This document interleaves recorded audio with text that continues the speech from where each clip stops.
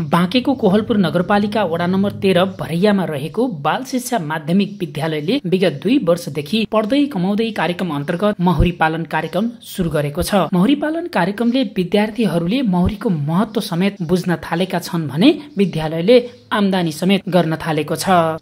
पढ्दै कमाउँदै कार्यक्रमको मुख्य उद्देश्य राख्दै कक्षा 6 देखि 10 सम्मका बालबालिकाहरूलाई यस कार्यक्रममा समेटेको छ र हरेक वर्ष बालबालिकाहरू यसबारे महुरीको महत्त्व सँगसँगै महको महत्त्व र यो महुरी पालनको महत्त्व सम्बन्धमा उनीहरूलाई प्रशिक्षण गर्ने र देखाउने काम हुन्छ।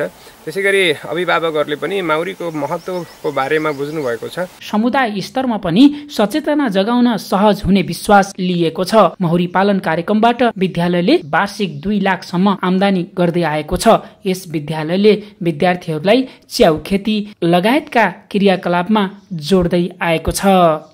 एबी न्यूज खबरका लागि हुमहरि भट्टराई, कोहलपुर 13 भरैया, बाँके।